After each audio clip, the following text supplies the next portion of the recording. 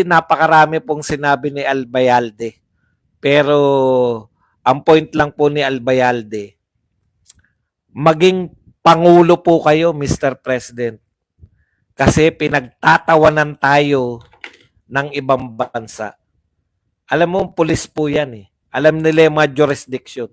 Di ba, mga pulis. Alam nila yan. Okay. Sinabi niya, kung sila kakasuhan, kasama siya lagi sa sinasabing huliin. Sana naman, maging presidente ka ng Pilipinas. No? Bakit mo pinamimigay? Nagbigay po ng instance si Albayalde. Merong isang, kung natatandaan nyo yung nakapatay sa Badingdong na hindi pa uso trans noon eh. Hindi natin alam kung trans siya o bading lang. Yung nakalimutan ko na yung pangalan, baka natatandaan nyo. Yung isang sundalong Amerikano na peke, akala niya babae.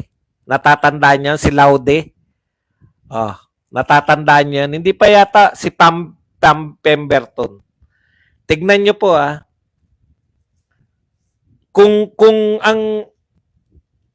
ang Amerika po walang pakialam sa mga citizen niya katulad nito, dapat po hayaan lang si Pemberton na dito, ikukulong dito dahil dito siya gumawa ng krimen. Hindi po eh. Hindi po pumayag yung mga Amerikano. Ang ginawa ng mga Amerikano, tinago nila sa US US, hindi na US base ang tawag eh. Basta tinago nila sa US Embassy yata. Tama, correct. Sa US Embassy, pag-aari na ng US yung US Embassy, tinago nila sa teritoryo ng US si Pemberton hanggang sa naiuwi sa Amerika. Kung may kinakailangan litisin, doon na siya lilitisin.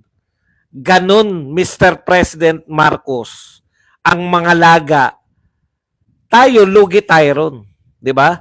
Lugi tayo ron kasi nakapatay siya ng Pilipino eh. Ganon mga laga, kahit isang tao lang yan, kahit nagkasala pa yan, poproteksyonan mo yan dahil yan ay citizen mo, mamamayan ng iyong bansa. Maraming instances na ganyan. Kinuwento ko na nga sa inyo, yan yung hinalimbawa ni Albayalde. Si Pemberton, hindi nga pinabayaan ng US. Kung utak ni Marcos yan, hayaan na lang yan. Hindi ko alam kung may bitay nung panahon ni Pemberton. Kung kasabayan niya ni Echegaray. Lugin-lugi tayo, no? Talagang tayo pa nagdala sa ICC. Walang jurisdiction. Kawawa naman. Sabi nga ni Albayalde, kung huliin sila, gagawin nila ang sa makakaya nila, pero wala silang magagawa. Kung ang dating presidente nga, nahuli at dinala ron eh. Kay Nida Blanca, ganun din ba kaso? Tumakas lang yata asawa nun. Kaya nga, ang ibig ko sabihin, hindi po immaterial po kung kaninong presidente nangyari.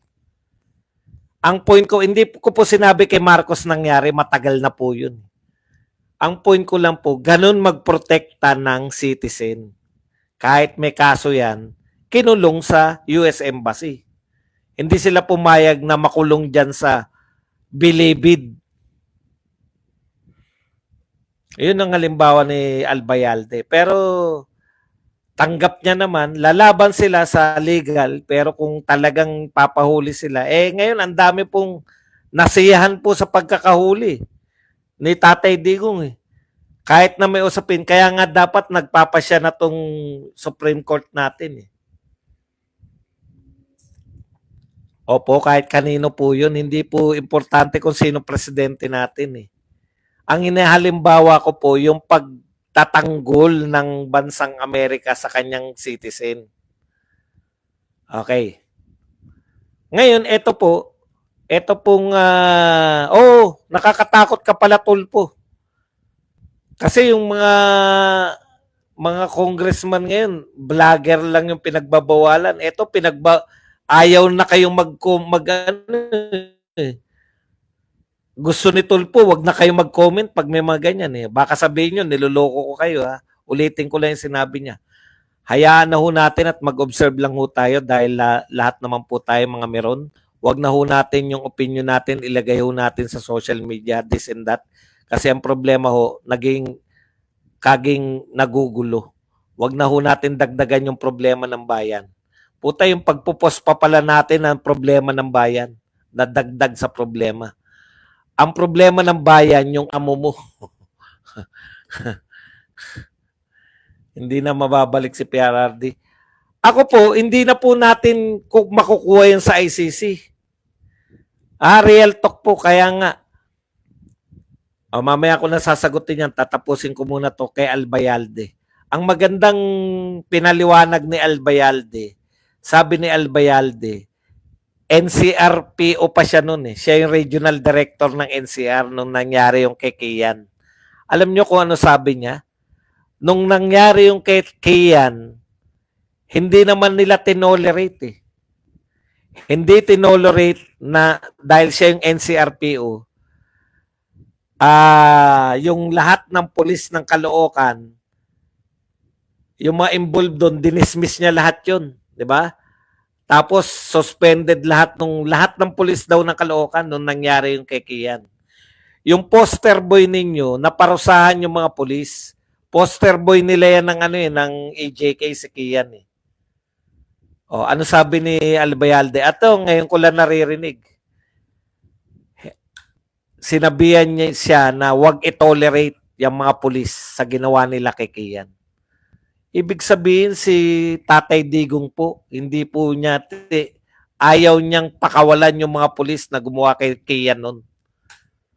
Kita nyo? Tapos babalik ta rin yun na parang pag sila nagkwento, akala mo direct order ni Duterte si Kian eh. O tirahin niya si Kian, parang akala mo naroon si Duterte kung magsalita eh. Kaya nga po naparusahan dahil NCRPO si Albayalde. Ibig sabihin, may nang-aabuso mga pulis pero hindi po nila tinotolerate. Inulit po ni Albayalde na constitutional lahat ng utos ni Tatay Digong. Wala silang sinabi na pumatay lang ng pumatay. Gusto nang palabasin ng mga to. Makikita po natin lahat yan eh. Okay.